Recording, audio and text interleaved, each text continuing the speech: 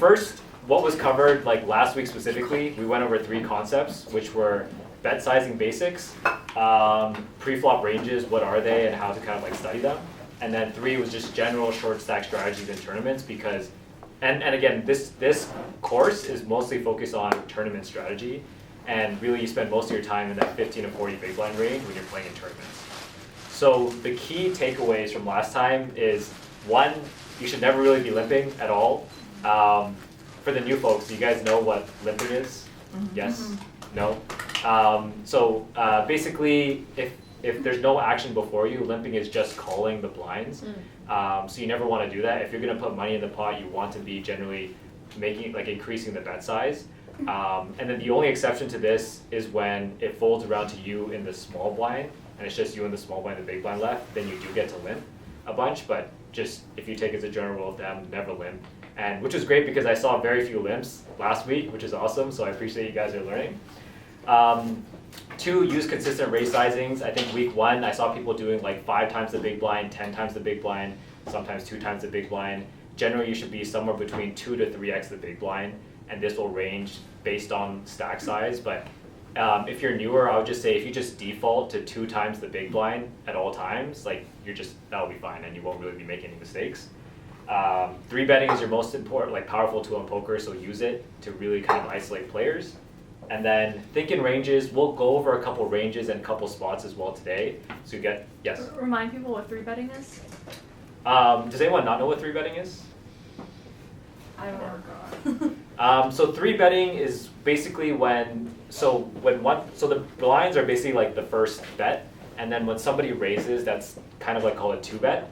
And then re-raising after that counts as a 3 bet. So let's say the blinds are 1-2, Helen is in early position, she raises to $6, and then I'm on the button and I now raise to $18. So that is what a 3 bet is. It's basically you're raising an initial raise. And then a 4 bet is if somebody raises after that, 5 bet, 6 bet, etc. It's basically like the number or consequential like raise number, and it just adds up. Lastly, yes? Wait, so why is that the most powerful tool? It's the most powerful tool in poker because it allows you to isolate your opponents. Because generally, the reason why we went over last week why you never want to limp is because you can't really win EV or expected value if you play in multi-way pots. So that's why you raise in general. And then when you 3-bet, it gives it a much more likely chance that you can isolate 1 person, maybe 2 people, and play a play post flop with fewer players. So that's why 3-bets are powerful. Also 4-bets as well.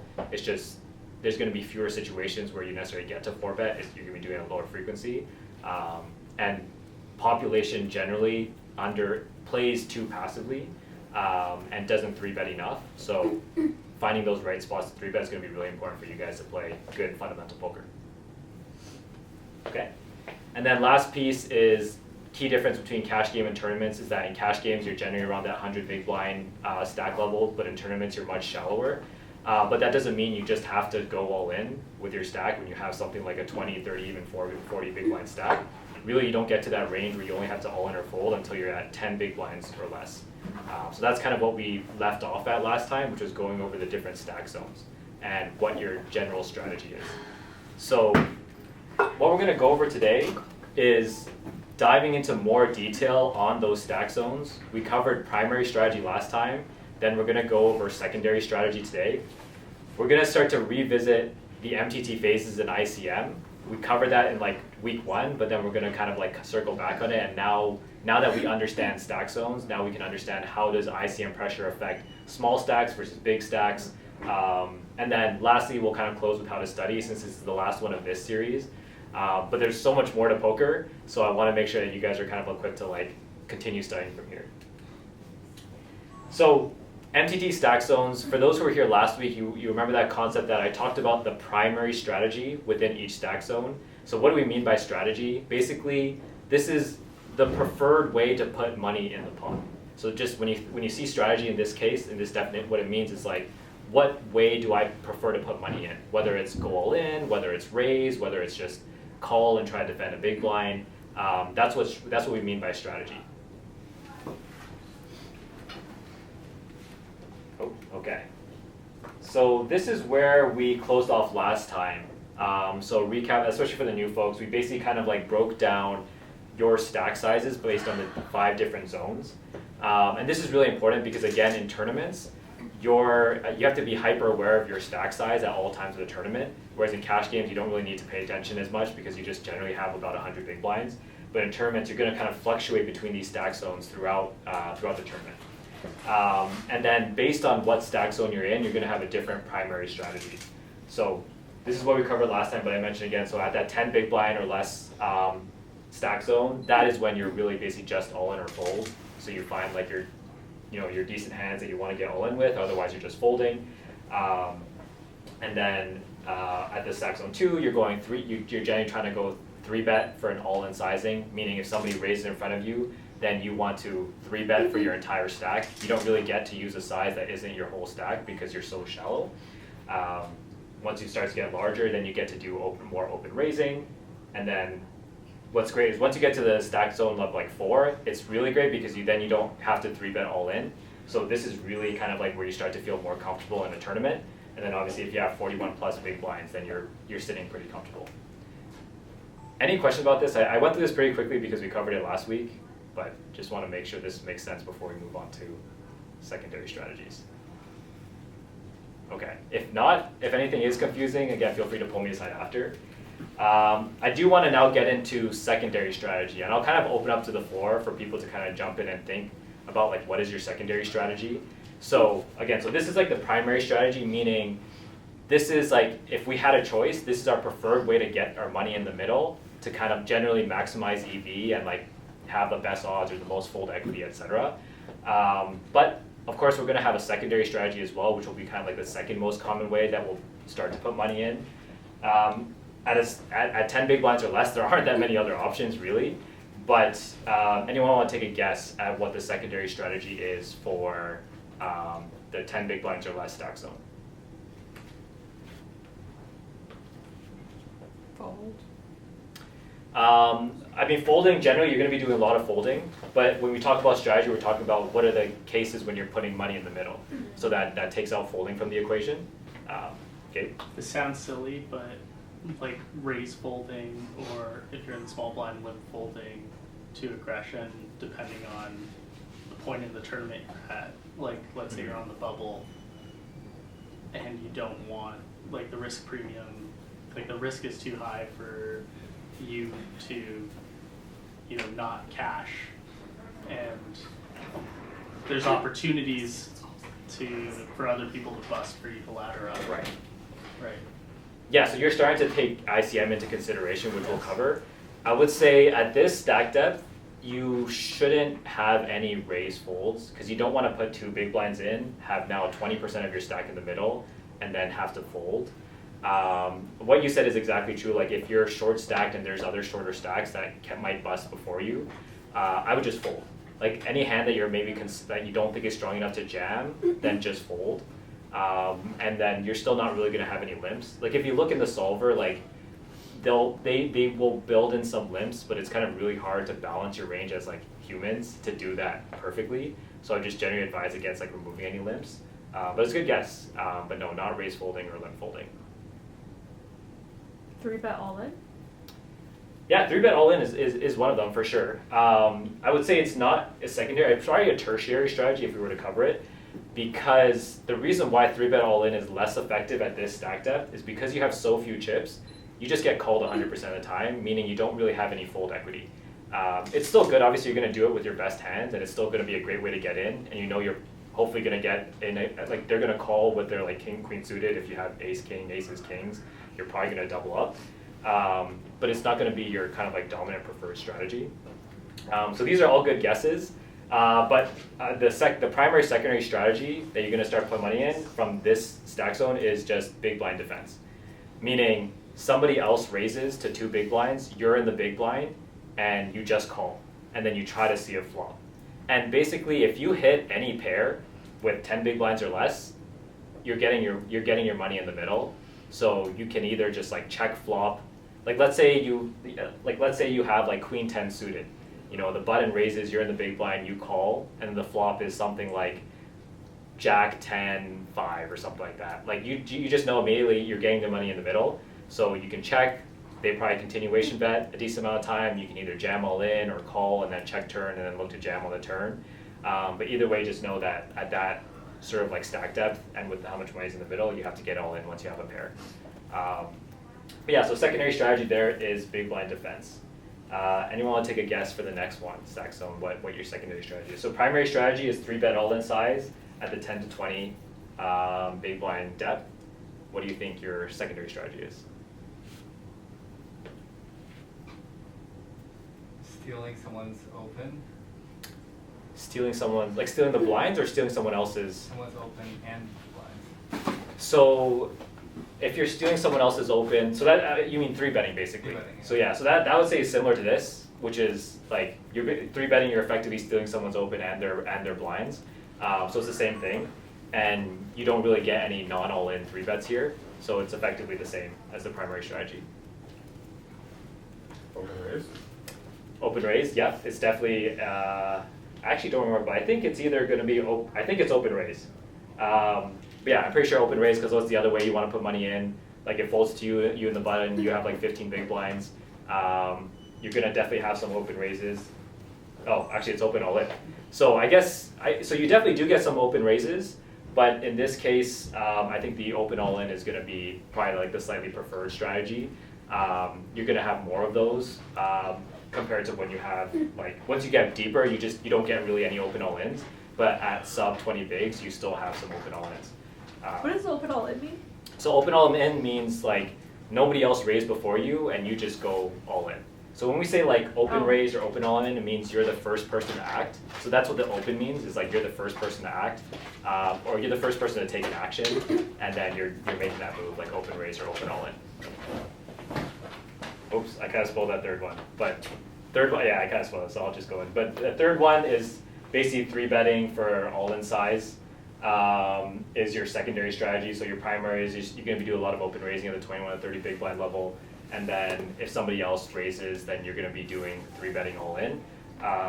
Just trying to, again, steal blinds, steal the initial raise. At the larger side of this, you probably don't necessarily need to go all in. Like if you're at like 28, 29, big blinds, you don't really need to 3-bet all in. That's a bit aggro. You'll still see that with hands like ace queen, ace king sometimes, but you do get some like normal 3-bet sizes.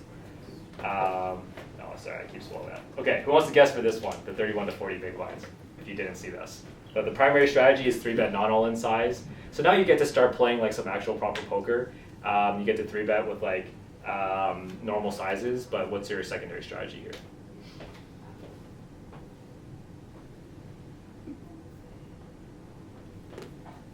Any guesses? Let's open it up ourselves. Yeah, open raising. Yeah. Open raising. So you can just get open raising. And then I'll just skip to this one, but once you got 41 big blinds plus, so yeah, primary is going to be open raising, and then otherwise secondary you're just going to be 3-betting. And then again, so this is kind of like looking like more close to regular poker. Yes. For zone 5, Yeah. the 40 plus big blinds area, often, I don't know if it's considered tertiary strategy or not, but often in those situations you might, especially close to the bubble, you might be in position on players that are so short stacked that it's very valuable to just open jam as well, right? Is that Yes. like something that you'd recommend or something that you would want to bring up? Yeah, it's a good point, which is in tournaments you have to be aware of like not only your own stack, like here we're referring to your stack size, but you also have to be aware of all your opponent's stack sizes. So let's say it folds to you on the button, but you have 60 big blinds, but the small blind only has 10, and the big blind only has 15 big blinds. Then you don't really get to play a strategy that's like a 60 big blind strategy. You get to play what we call is like effective stack size, which means what's the smallest stack left amongst all the remaining players. Because basically the effective stack is like, if a 10, 15 big blind stack, it's like somewhere between 10 to 15, meaning you get to basically just place the same strategy as a 10 to 15 big blind stack. So if you're in that range, you're gonna have like a lot of all-in. So like even though you're at 60 big blinds, you still get to just go all in because you're not actually risking 60 big blinds, you're only risking 10 to 15, and your opponents are playing based on a 10 to 15 big blind stack strategy as well in that case. So that's why being aware of your opponent's stacks is also really important because it will impact kind of like what effective stack zone you are in. Does that make sense? I'm seeing some nods. Yes, okay. If that doesn't make sense, again, pull me aside after, but also feel free to jump in with any questions at any point, because I know we're going through this stuff pretty quick. So we covered ICM in week 1, just as a quick refresher on what ICM is and why it matters in tournaments.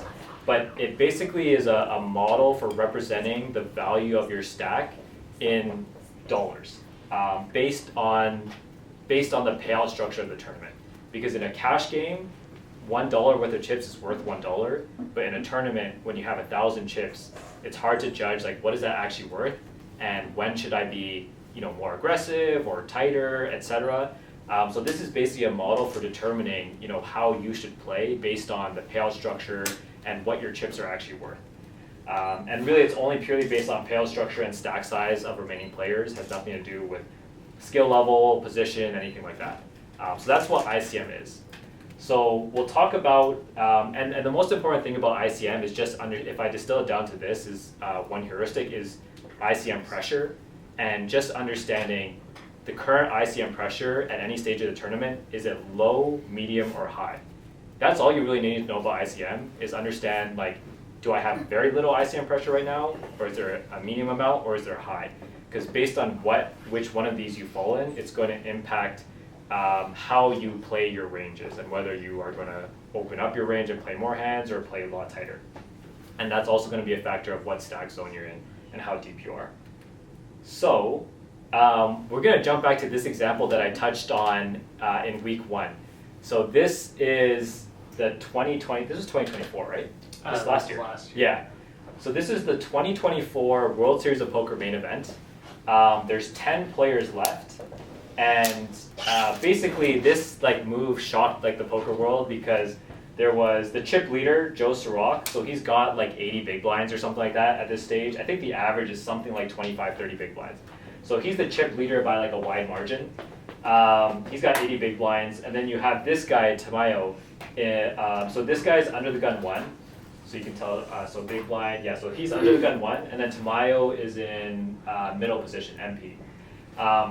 And he has about 18 big blinds.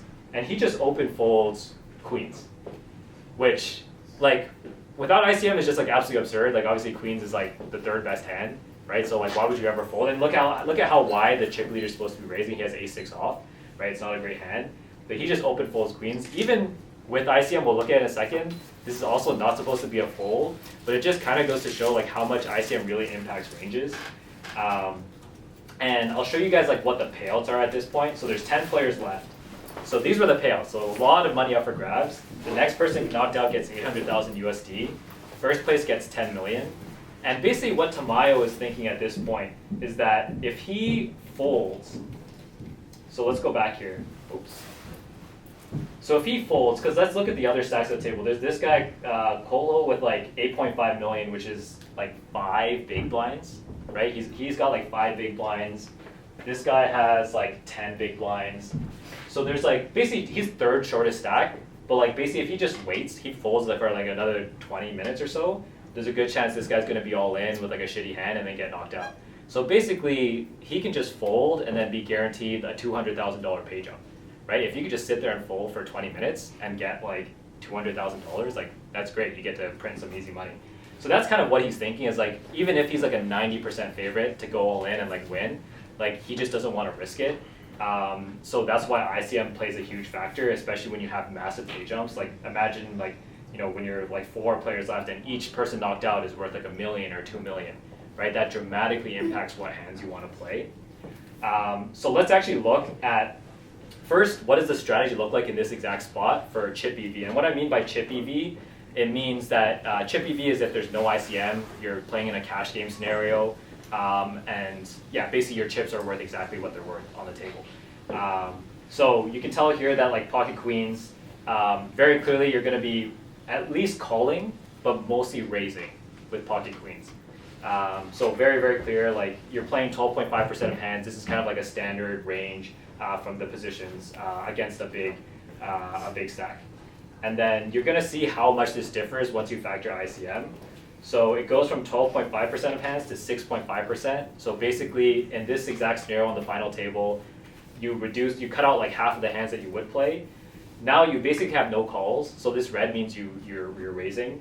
And that's what you'll see pretty common with ICM is that you start to do a lot more raising and folding, and you do a lot less calling when ICM is higher.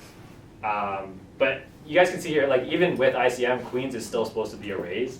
So that's why like it like really shook the poker world because they're like, oh, this guy's like a super nit. How could he fold queens? And then basically he ended up winning the whole thing for $10 million. So What? He did, yeah. So then he's like, oh, he was like laughing in everyone's faces after, like.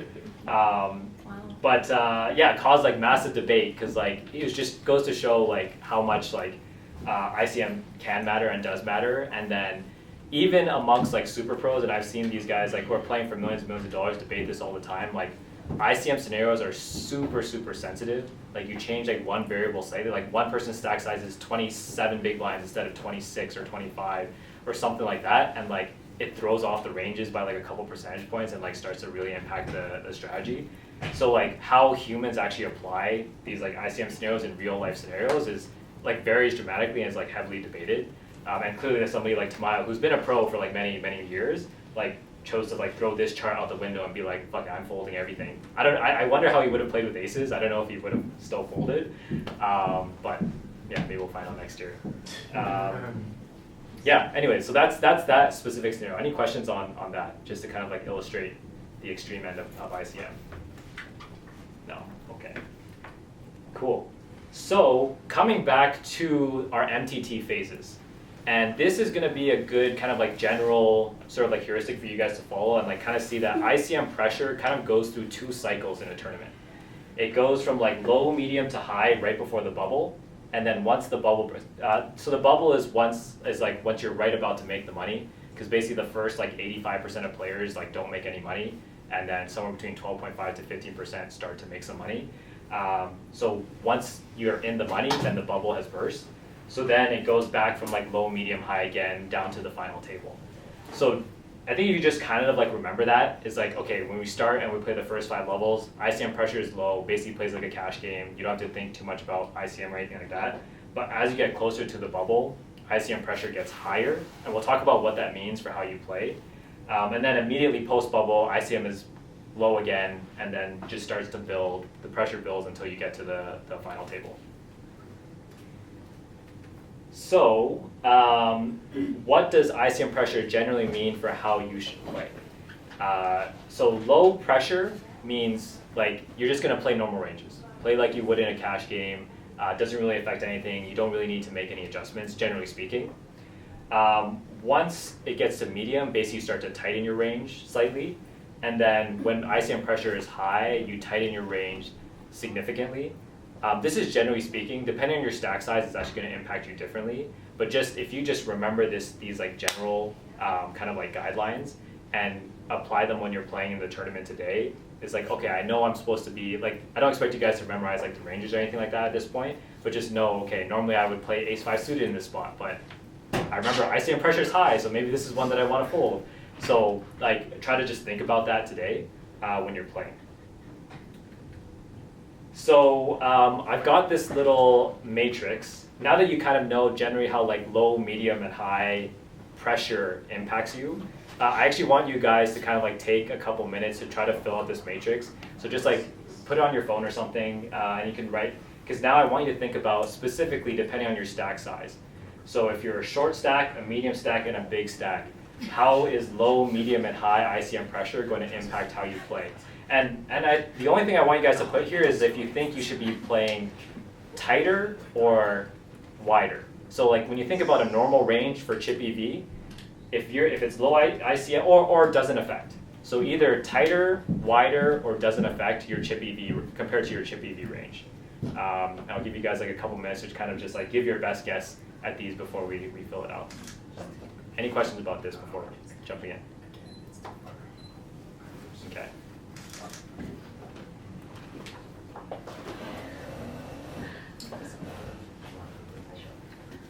Tiger, you have a question? How does someone shouting "fuck it" and then putting their entire stack in affect ICM pressure? That's a good question. I don't know. You just read the person. At that point, you throw everything else out the window, and you're like, I mean, if the ICM pressure is high in your short stack, you're probably folding anyways, because there's going to be points where you're folding almost like 100% of your range, but which is kind of giving away a little bit from this. But yeah. Is that your strategy today, Tiger? You're just gonna kind of shout profanities and like see how that. I'm gonna balance my fuck it range. Nice, good. Okay. Is anyone confused at this point with ICM or anything? No. Okay.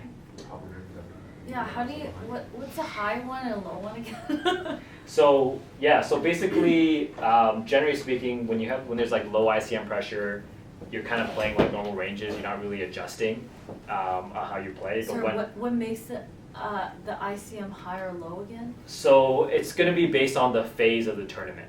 Oh. Yes. So depending on what phase of the tournament you're in is going to determine how much ICM pressure there is.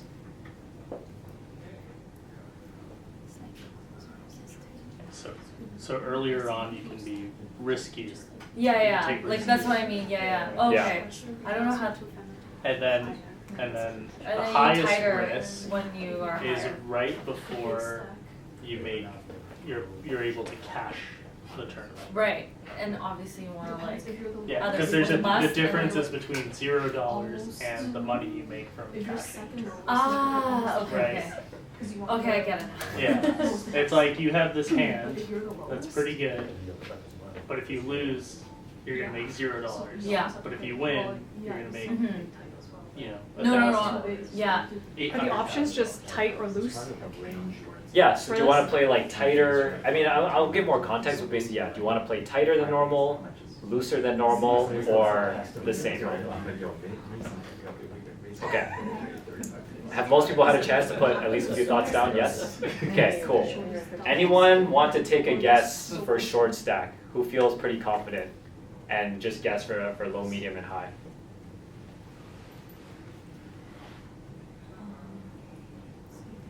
Tight for high. I don't know. Tight for high? Yes, that's right, for sure. Thank You definitely want to play a lot tighter as a short stack when the ICM pressure is high. Yeah, because at that point, like, your risk of busting is, your risk of busting is high because you have very, very little chips. And you just kind of want to fold everything and hope you can kind of like squeeze into the money. If there's a couple like stacks that are maybe slightly shorter, at that point, even if you have a 10 big blind stack, there's probably a couple stacks that are like somewhere between 1 to like 8 big blinds. So if you just can kind of like outlast them, you can make it to the money. But what if you're the shortest? If you are the shortest, generally speaking, yeah, if you're in a tournament and you're the shortest, you generally are facing the lowest ICM pressure. There's no one else that because you've got the small stack, so you get to basically shove more liberally, just to try to like chip up and not be the shortest stack. And other people can make mistakes in bigger stacks to help you go further into the tournament. Yes. As well. And that kind of addresses, well, I'll just jump to it, that kind of explains the answer, which is like, when you're a short stack and there's very low or no ICM pressure, you just get to shove wider, take flips, because in low ICM pressure, like you're very likely to bust because you have such a short stack, but your risk of busting is low, is very low. Like it's kind of inconsequential because you're pretty far from the money or pretty far from any significant pay jumps. So all you're trying to do is take a 50-50, try to double your stack, get to a larger stack zone, and then get to play like real poker again. Once, as the ICM goes higher, you start to tighten, and then like basically the short stack at like high ICM is like one of the tightest ranges you'll see. Like you're going to be playing very, very, very few hands, if any, like probably waiting for aces, and these are even like in some cases where like you see people kind of like fold aces when you're like on the stone bubble of the money, and there's maybe like a couple stacks that are like 2 to 3 big blinds and you have like 8 big blinds or 10 big blinds. You're just going to kind of like fold almost 100% of your hands because you just get to fold and make money. And it's too costly for you to risk putting your chips in because you have such a short stack. Yeah, so I think you guys mostly got it right for the short stack and how ICM affects it. Who wants to take a guess for medium stack? I'll say at least for high ICM, you want to bully short stacks and pressure medium stacks. Mm-hmm. So you want to be going all in with pretty wide ranges against short stacks that can only call you in high ICM situations by playing extremely tight and playing very specific, often premium hands. And then when it comes to pressuring medium stacks, when you get into pots with medium stacks, as you see from high ICM, they want to avoid flips and preserve their stacks. So you want to apply a lot of pressure with your stack onto them and force them either to fold in good situations or put the chips in and risk their stack for a poor pay jump essentially. Yeah, exactly. So the big stack strategy is a function of kind of how these other guys are playing, which is like, especially the high ICM side, they're both playing a lot tighter. So the big stack, it's really fun to be a big stack in like high ICM because you get to just play a lot of hands and just steal a bunch of chips. Like you get to raise like a ton, you get to 3-bet a ton, and everybody, like people are just supposed to fold. Like they know that you're not raising with good hands most of the time, but they still have to fold. But then this is also where you have to kind of be careful if you're playing against people who don't understand ICM, because they're not going to know that they're supposed to fold, and then that's where you can kind of get into a bit of trouble as a big stack. But generally speaking, you just get to kind of be a bit of a maniac, which is a lot of fun as a big stack in a tournament. So yeah, I would say in low ICM, you're kind of just playing normal standard. As a big stack in general, you're going to just kind of be opening somewhat wide and playing aggressive. As ICM gets higher, you just get to widen up. So you're going to be playing more hands. So really ICM for big stacks, you just get to play a lot more hands.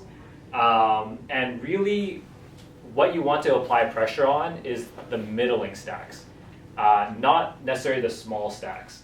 And the reason for that is, and actually there's scenarios where you actually want to keep the small stacks in because it really handcuffs what the medium stacks can do. So like if there's, for example, a player with like 5 big blinds, and then there's like a bunch of like middling stacks within 10 to 30 big blinds, like basically all those middle stacks don't get to play any hands because it comes back to if they just keep folding, eventually that 5 big blind player is going to bust.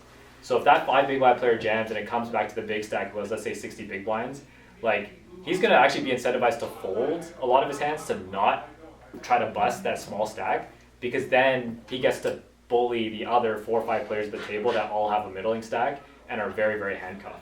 So that's the main thing, is you don't really want to double the short stack unless you've got like, a good hand. You don't want to fold like a great hand. And then really kind of like target those middle stacks, like 3-bet them, raise their blinds, etc., and then just pick up a ton of chips. Yeah. So this general matrix is going to help a lot, if like just for simplifying how like ICM impacts throughout the different phases. But as long as you kind of like have a rough idea of this, and yeah, go ahead. What would you say to someone who looks at this and wants to exploit the knowledge that people have learned today and try to go against the grain? So you're talking about like how do you play exploitatively In ICM. in ICM. Yeah. I mean, honestly, to really throw off like, I mean pros especially who will like really heavily factor in ICM is kind of like, you just kind of throw ICM out the window and then just like play your ranges, and you'll probably, like you'll talk about people making like ICM suicide moves, which is like, you jam with the hand that you would normally jam with, but then it's just like such a terrible move when there's like such heavy payouts. But I'd say if you just throw ICM out the window, like you'll probably get into like flips where like pros are going to be sweating because they don't want to go in a 50-50 situation for like $500,000.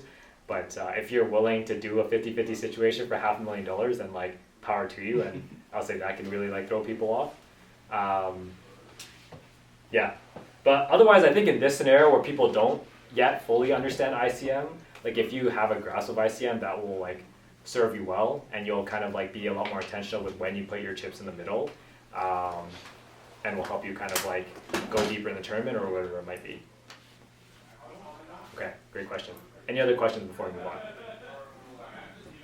I think what I'll do is maybe go through like 2-3 kind of like quiz spots and then jump into things. I just want to see how much I have. Okay, I had like general ICM principles. I'll cover this real quick, then we'll do the 2-3 quiz spots. So as we saw, the higher the ICM pressure, I mentioned the more raising and folding you're doing and less calling. So just kind of remember that as a general like rule of thumb. A hand that maybe you would have called in position with, if there's high ICM pressure, you're either going to want to now mix like raising and folding with it instead of just calling. Shorter stacks are incentivized to shove wider. Larger stacks must call tighter against shorter stacks. Yeah, big stacks should apply max pressure in your massive pay jumps. This is an important one as well. Suited connectors lose value in high ICM spots. Blocker effects become really important. I know we haven't talked about blockers at all, but basically just know that like ace X and king X hands go up in value a ton, and suited connectors go down in value a lot. Yeah, because largely you're just not going to get to kind of like realize your equity with those suited connectors most of the time, and you're going to want to raise or jam with hands that block their best hands. And what I mean by block is like if you have an ace in your hand, it means it's less likely that your opponent has pocket aces, for example, or if you have a king in your hand, it's less likely they have pocket kings. So the factor of you having these ace X or king X hands goes up. Yeah, big stacks should attack milling stacks. We talked about that already. And then you're generally defending the big blind less. So these are kind of just like general ICM principles. So, okay, let's go into like 3 quick quizzes and then we'll get to playing. But, so you're the short stack, 10 big blinds, and you're on the bubble. You have ace 5 suited in the small blind, and the big stack on the button raises. So how much ICM pressure are you facing in this scenario? And what should you do? Call, raise, fold, yeah, what should you do?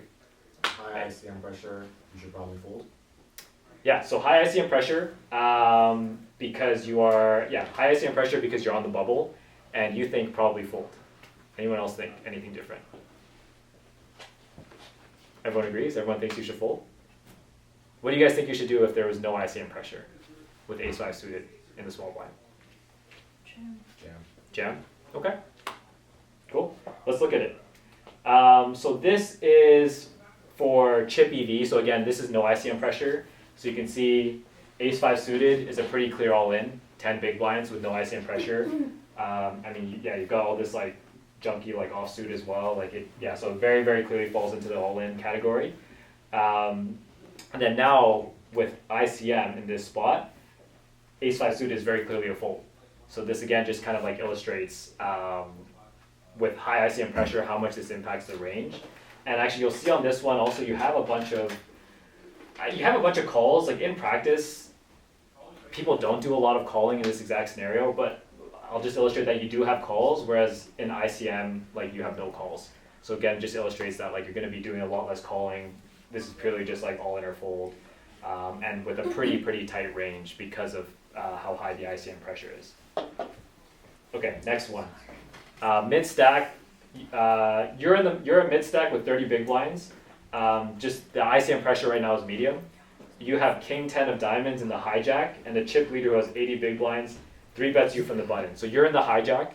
You raise to 2 big blinds. The chip leader 3 bets you from the button to 6 big blinds. What do you do?